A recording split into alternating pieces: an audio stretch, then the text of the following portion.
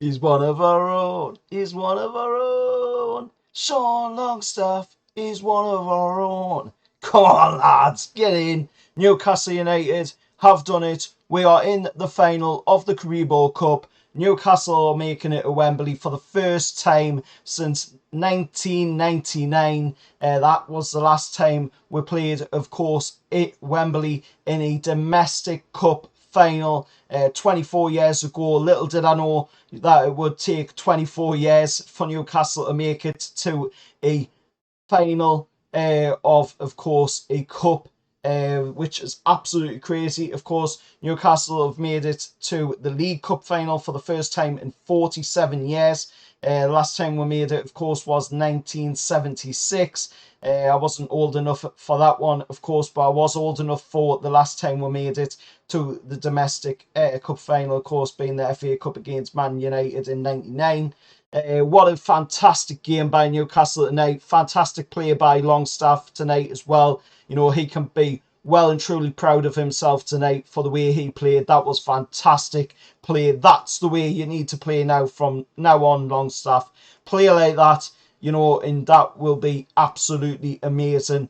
He scored for the first time in a 4-year drought. Of course, at St James's Park. It's over for Longstaff now, with him bagging the opening goal of the game 5 minutes in. What a game as well to do it in. You know, a second leg of a semi-final in the Carabao Cup. What a time to choose to score your goal.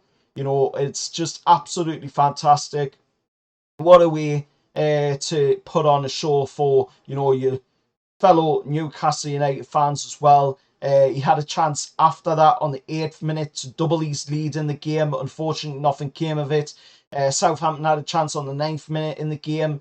Nothing came of that for them. We had a chance on the 12th minute of the game to then double the lead with Joe Linton spinning Lianco. Nothing came of that, unfortunately, with Bednarik blocking it off.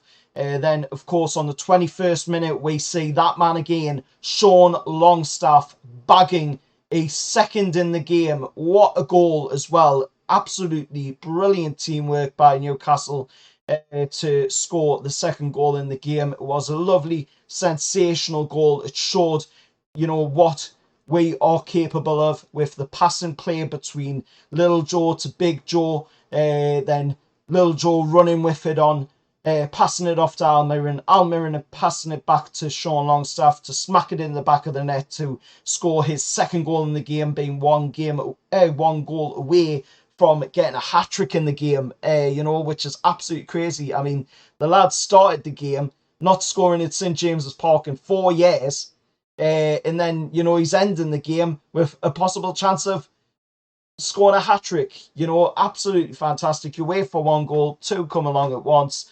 And Southampton seen themselves get a goal back into the game as well. I've got to say, hands up, fantastic goal by Che Adams. You know, I will say that it was a really good goal by him.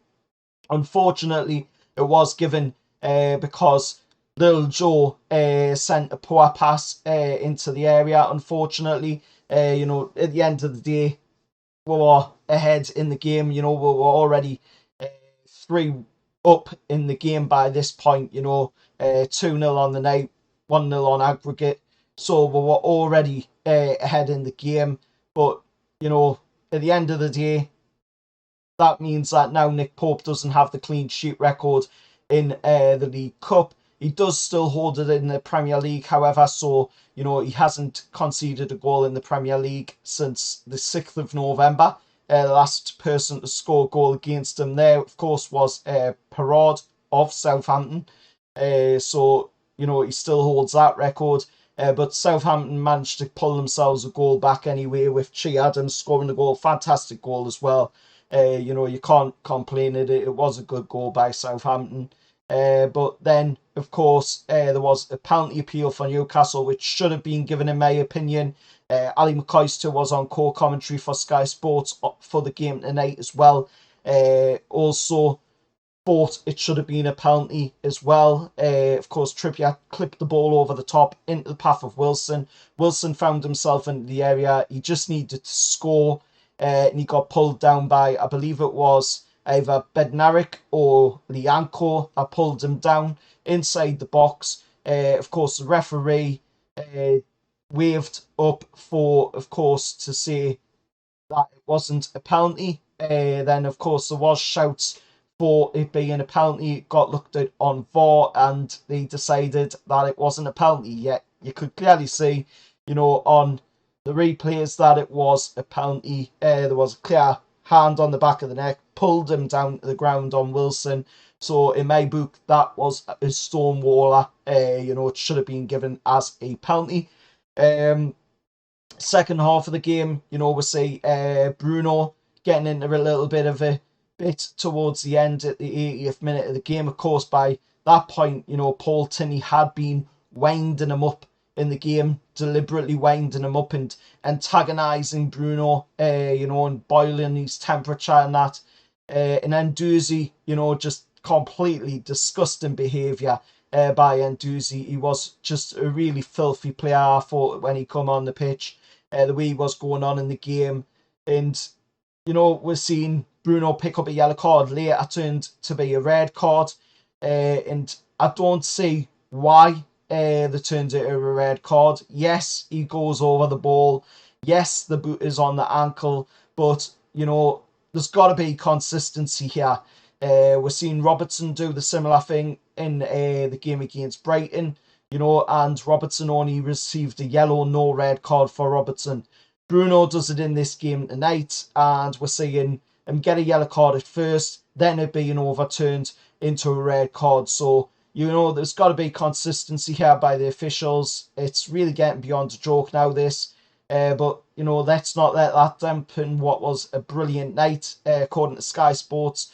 However, now that means that Bruno will have a 3-game ban coming up. That means he'll miss the game against West Ham, the game against Liverpool, I believe it is, as well. And according to them, the game against Man United, I think it is as well, in the final. Hopefully that isn't the case. But, at the end of the day, it was a Manchester-based ref in Paul Tinney, so I'm not surprised there. Let us know your thoughts down in the comments below on the game tonight at St James's Park. I thought we played absolutely fantastic tonight. We played, Southampton off the park tonight. And it was an absolutely massive atmosphere at St James's once again. 51,000 in coppers there, because unfortunately Southampton only brought 2,500 fans to the game and didn't send the tickets back. So unfortunately we couldn't get a sellout on this one. But, these tickets are going to be selling like hotcakes for the final down at Wembley on the 26th of February. We'll find out tomorrow who will be playing us in that final, be it Man United or Nottingham Forest, of course. But as it stands at the moment, it looks like it is going to be Man United.